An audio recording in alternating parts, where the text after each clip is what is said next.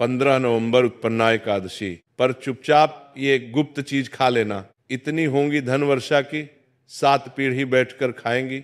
भक्तों, इस दिन चाहे व्रत करें या ना करें, लेकिन ये एक गुप्त चीज बिना किसी को बताए चुपचाप जरूर खा लेना। खाने मात्र से ही आपके जीवन में चल रही समस्त परेशानियों से छुटकारा मिल जाएगा और आपके घर में श्री हरि विष्णु की कृपा से इतनी धन दौलत आएगी कि संभाल नहीं पाओगे। पितृ दोष, राहु दोष, काल सर्प दोष सब हो जाएंगे दूर।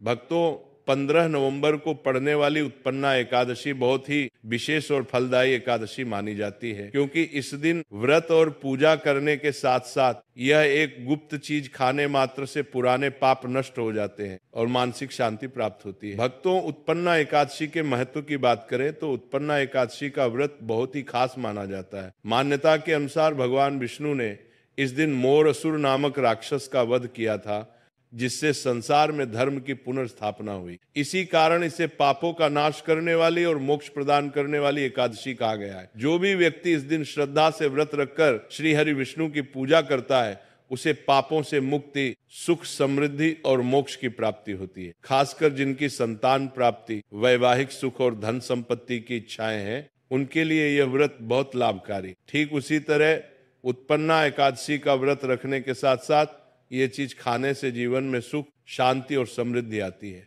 और आपकी समस्त मनोकामना पूर्ण होती। वैसे तो ये व्रत निर्जला रखा जाता है, लेकिन अगर आप उत्पन्ना एकादशी की रात एक विशेष चीज खा लेते हैं तो आपके घर में धन संपदा इतनी बढ़ जाएगी कि वो कभी समाप्त नहीं होगी। ये उपाय बहुत ही सरल और चमत्कारी है, जिसे अपने जीवन में जरूर लागू करना चाहिए। भक्तों, आने वाली 15 नवंबर उत्पन्ना एकादशी के दिन जिन लोगों के घर में खाई या बनाई जाती है, ये 3 चीजें उसके घर में पूरे साल होती है। धन दौलत की वर्षा। जी हाँ भक्तों, यह मार्गशीर्ष माह की पहली एकादशी पूरे के पूरे 99 वर्षों के बाद दुर्लभ संयोग में पड़ने जा रही है। ये एकादशी कार्तिक के बाद पड़ती है, तो ऐसे में इस एकादशी का महत्व हिंदू धर्म के लोगों के लिए और भी बढ़ गया और 15 नवंबर उत्पन्ना एकादशी के दिन भले ही पूजा पाठ ध्यान करना ना करना, लेकिन ये गुप्त चीज जरूर खा लेना। भगवान विष्णु जी और माता लक्ष्मी जी के आशीर्वाद से आपके घर में इतना पैसा आएगा कि संभाल नहीं पाओगे। साथ ही भक्तों, हम आपको इस प्रवचन में यह भी बताएंगे कि चाहे कुछ भी हो जाए, लेकिन 15 नवंबर उत्पन्ना एकादशी पर ऐसा खाना घर में भूल कर भी मत बनाना और ना ही उसे खाना। पूरे घर परिवार पर संकट आ सकता है। साथ ही भक्तों, इस प्रवचन में जानिए 15 नवंबर उत्पन्ना एकादशी पर ऐसा क्या खाना चाहिए जिससे कि आपके जीवन में भगवान विष्णु की कृपा प्राप्त हो। साथ ही भक्तों, इस प्रवचन में हम आपको यह भी बताएंगे कि 15 नवंबर उत्पन्ना एकादशी पर भूलकर भी ये 5 काम कभी मत करना, नहीं तो कंगाल होते देर नहीं लगेगी। भक्तों, उत्पन्ना एकादशी पर आपको ये 5 काम कभी नहीं करने चाहिए। जो भी माताएं बहनें उत्पन्ना एकादशी के दिन इन 5 कामों को करती हैं तो उसकी जिंदगी बर्बाद हो जाती, उसके घर में कंगाली छा जाती है। और जिस घर में भी ये 5 कार्य होते हैं, माता लक्ष्मी ऐसे घर को हमेशा के लिए छोड़कर चली जाती है। भक्तों, साथ में हम आपको ये भी बताएंगे कि 15 नवंबर उत्पन्ना एकादशी के दिन अगर आप इन चीजों का दान कर देते हो तो आपके घर में कभी धन की कमी नहीं होगी, हमेशा ही रुपया पैसा आपके घर में आएगा। इसीलिए आप प्रवचन को पूरा ही देखें, आधा अधूरा ना देखें। भक्तों, चाहे जो भी हो जाए, लेकिन उत्पन्ना एकादशी के दिन एक छोटी सी चीज जरूर खा लेना। यकीन मानिए, यदि अगर आपने खा लिया तो आपके जीवन से सारे कष्ट दूर हो जाएंगे। जी हाँ भक्तों, इस बार 99 वर्षों के बाद उत्पन्ना एकादशी ऐसे शुभ समय में पड़ने जा रही है जो हिंदू धर्म में सबसे श्रेष्ठ मानी जाती। इस दिन किया गया कोई भी उपाय कभी भी निष्फल नहीं जाता, बेकार नहीं जाता, हमेशा लाभ ही लाभ प्रदान करवाता है।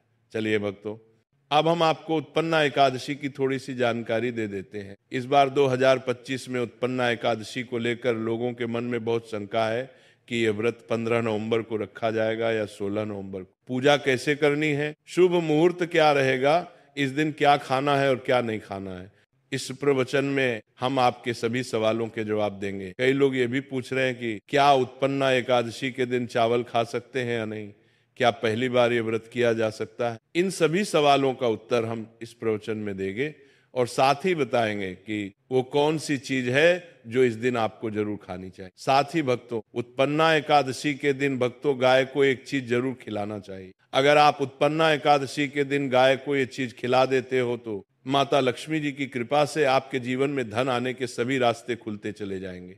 चलिए भक्तों, अब हम आपको सबसे पहले उत्पन्ना एकादशी के बारे में थोड़ी सी जानकारी दे देते हैं।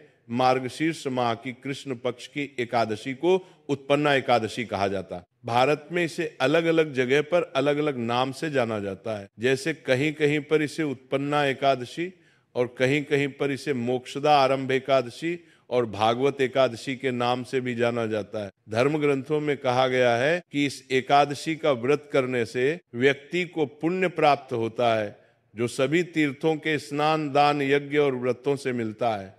यह एकादशी सभी एकादशियों की जननी मानी जाती है, इसलिए इसे वर्ष की प्रथम एकादशी भी कहा जाता है। इस व्रत को करने से मनुष्य के 7 जन्मों तक के पाप नष्ट हो जाते हैं, उसे ज्ञान, वैराग्य और भक्ति की प्राप्ति होती। भविष्य पुराण में यह भी उल्लेख है कि जो व्यक्ति इस दिन उपवास रखकर भगवान विष्णु की पूजा करता है उसे विष्णु लोक की प्राप्ति होती है। उत्पन्ना एकादशी मनुष्य को अज्ञान, मोह और पाप से मुक्त कर मोक्ष का द्वार खोलती है। यही कारण है कि धर्म ग्रंथों में इसे मोक्षदायिनी और पापहरणी एकादशी कहा गया है। स्कंद पुराण के अनुसार उत्पन्ना एकादशी का व्रत करने से मनुष्य के सभी पाप नष्ट हो जाते हैं और उसे मोक्ष की प्राप्ति होती है। इस दिन भगवान विष्णु की आराधना करने से व्यक्ति को जन्म मरण के बंधन से मुक्ति मिलती है और वह वैकुंठ धाम को प्राप्त करता है। धार्मिक मान्यताओं के अनुसार उत्पन्ना एकादशी का व्रत आपकी आत्मा पर बोझ नहीं बल्कि समस्त पापों का शमन करने वाला होता। भक्तों,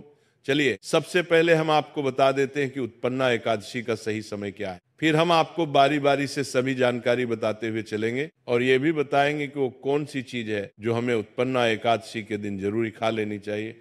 और भक्तों, साथ में हम आपको बताएंगे कि इस दिन एक चीज भूलकर भी नहीं खानी चाहिए। अगर आप ये चीज भूलकर भी खा लेते हो तो आपके घर में अनहोनी हो सकती है। तो ऐसा अनर्थ काम भूलकर भी मत करना और अनर्थ होने से पहले इस प्रवचन को आप पूरा जरूर सुन लेना। तो चलिए दोस्तों, जानते हैं उत्पन्ना एकादशी की सही तारीख, टाइम के बारे में।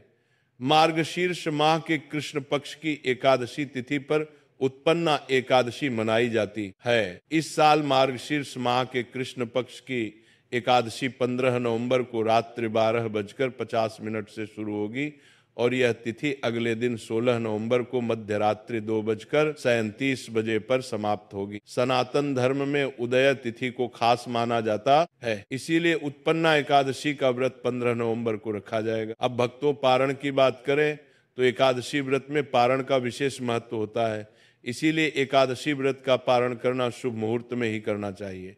एकादशी व्रत का पारण द्वादशी तिथि पर किया जाता है। ऐसे में उत्पन्ना एकादशी का पारण 16 नवंबर को दोपहर 1:10 से लेकर दोपहर 3:16 से तक पारण किया जाएगा।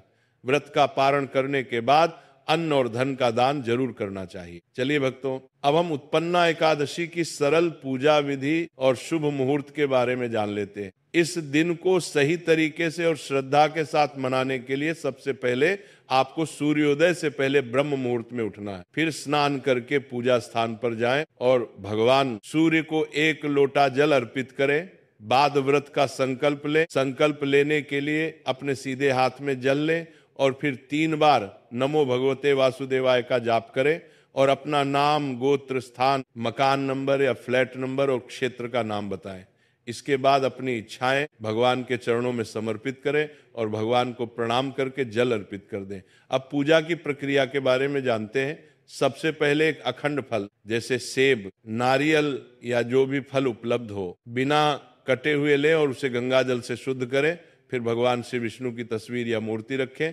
अगर आपके पास मौली, पान, सुपारी, लौंग, इलायची या पान का पत्ता हो तो उन्हें भी सजा कर रखें। अब भगवान को बुलाने की प्रक्रिया, जिसे प्राण प्रतिष्ठा कहते हैं, इसके लिए भगवान की तस्वीर को स्थापित करके उस स्थान का शुद्धिकरण करें। गंगाजल मिश्रित जल से उस स्थान पर छींटे डालें और एक फूल रखें। फिर भगवान को आचमन कराएं, तिलक लगाएं, अक्षत चढ़ाएं, फूलों की माला पहनाएं और पुष्प अर्पित करें। धूप दिखाएं और घी का दीपक जलाएं। ध्यान रखें कि दीपक को उठाना नहीं है। दीपक को जहां रखा है वहां चावल या फूलों का आसन बना लें और फिर दीपक रखें। अब भगवान को नैवेद्य के रूप में जो भी मिठाई आपके पास हो वो अर्पित करें। अगर मिठाई नहीं है तो मिश्री के दाने चढ़ा सकते हैं, लेकिन एक बिना कटा हुआ फल भगवान को जरूर अर्पित करें। फिर भगवान के सामने हाथ जोड़कर 108 बार ओम नमो भगवते वासुदेवाय मंत्र का जाप करें। अपनी मनोकामना की पूर्ति के लिए पान का बीड़ा तैयार करें, उसमें 2 लौंग, 2 इलायची और 1 सुपारी रखें। इस बीड़े को भगवान को अर्पित करें और 11 बार ओम नमो भगवते वासुदेवाय का जाप करें। फिर अपनी इच्छा भगवान के समक्ष व्यक्त करें। यदि आप धन की प्राप्ति के लिए पूजा कर रहे हैं तो भगवान से धन का आशीर्वाद प्राप्त करें। अब उत्पन्ना एकादशी की कथा सुने या उसका पाठ करें और फिर भगवान की आरती करें। अंत में फल का भोग अर्पित करें और प्रसाद को सभी भक्तों में वितरित करें।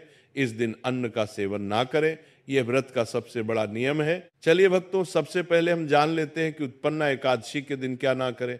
देखिए भक्तों, पहली बात, उत्पन्ना एकादशी के दिन व्यक्ति को किसी भी प्रकार के विवाद, झगड़े या दुष्टता से बचना चाहिए।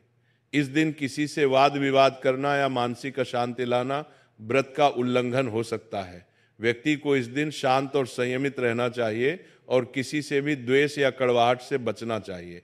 साथ ही इस दिन झूठ बोलने से भी बचें, क्योंकि यह व्रत के उद्देश्य के खिलाफ होता है। दूसरी बात, एकादशी के दिन चावल का सेवन नहीं करना चाहिए, क्योंकि धार्मिक मान्यताओं के अनुसार चावल की उत्पत्ति भगवान विष्णु के रोम से मानी जाती है। साथ ही इस दिन बैंगन का सेवन भी वर्जित होता है। इसके अलावा इस दिन बाल और नाखून काटने से भी बचना चाहिए, यह व्रत के प्रभाव को कमजोर कर सकता है। चौथी बात, इस दिन जमीन पर सोना चाहिए, यह व्रत के प्रभाव के दौरान आत्मनियंत्रण और संयम का प्रतीक होता है। कुछ लोग एकादशी का व्रत बिना नमक के करते हैं, जबकि कुछ लोग सेंधा खाकर व्रत करते हैं। पांचवी बात, इस दिन का मुख्य उद्देश्य भगवान विष्णु की पूजा और ध्यान होता है, इसलिए इस दिन को लौकिक कार्यों से मुक्त होकर पूरी तरह से भक्ति में लीन रहकर बिताना चाहिए। उत्पन्ना एकादशी के दिन भगवान विष्णु की पूजा और श्री हरि के मंत्रों का जाप करने से पुण्य की प्राप्ति होती है। यदि आप पूजा में लापरवाही करेंगे या कोई अन्य कार्य करेंगे तो व्रत का पुण्य नहीं मिलेगा। छठी बात, एकादशी के दिन व्रती जातकों को सुबह देर तक सोने से बचना चाहिए। इस दिन हमें जागरूक और ध्यानमग्न रहना चाहिए।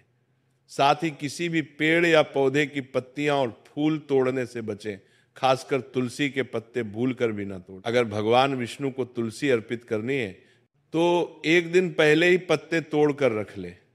तो चलिए भक्तों, अब हम आपको बताएंगे कि उत्पन्ना एकादशी के दिन किन चीजों का सेवन नहीं करना चाहिए ताकि आपका व्रत पवित्र और पूर्ण रूप से फलित हो। भक्तों, पहली चीज, प्याज और लहसुन का सेवन। उत्पन्ना एकादशी के दिन प्याज और लहसुन का सेवन भी नहीं करना चाहिए।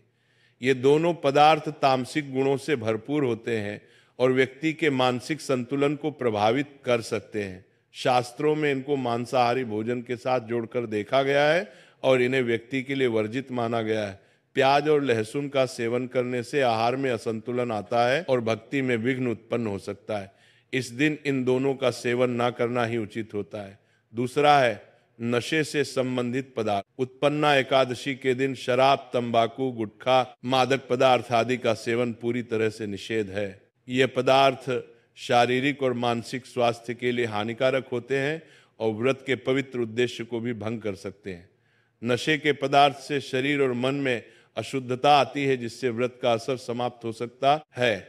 इसलिए इस दिन किसी भी प्रकार के नशे से बचना चाहिए ताकि आपकी भक्ति शुद्ध और निष्कलंक रहे। भक्तों, तीसरी चीज, खट्टे पदार्थ। उत्पन्ना एकादशी के दिन खट्टे खाद्य पदार्थों का सेवन भी करना वर्जित माना जाता है, जैसे कि आम, इमली, दही, खट्टे फल आदि। खट्टे पदार्थ तामसिक गुणों को बढ़ाते हैं, जिससे मानसिक स्थिति पर नकारात्मक प्रभाव पड़ सकता है। धार्मिक दृष्टि से भी खट्टे पदार्थों से शरीर में नकारात्मक ऊर्जा का संचय होता है, जो व्रत के उद्देश्य के खिलाफ है। इसलिए इस दिन खट्टे पदार्थों से बचना चाहिए। भक्तों, चौथी चीज, शक्कर और मिठाई का सेवन। उत्पन्ना एकादशी के दिन अत्यधिक शक्कर या मिठाई का सेवन भी नहीं करना चाहिए। शक्कर का अधिक सेवन शरीर में राजस और तामसिक गुणों को बढ़ाता है, जो व्रत के उद्देश्य के खिलाफ होता है। मिठाई और शक्कर का सेवन मानसिक स्थिति को प्रभावित कर सकता है और व्यक्ति को संतुलित रखने में मुश्किलें पैदा कर सकता है। हालांकि इस दिन हल्के मीठे फल जैसे केला, सेब, नारियल आदि खाए जा सकते हैं, लेकिन अधिक शक्कर या मिठाई का सेवन करने से बचना चाहिए। इन सभी चीजों से परहेज करते हुए इस एकादशी का पालन करें। भक्तों, पांचवी चीज, मांसाहारी भोजन। उत्पन्ना एकादशी के दिन मांसाहारी भोजन का सेवन पूरी तरह से निषिद्ध है।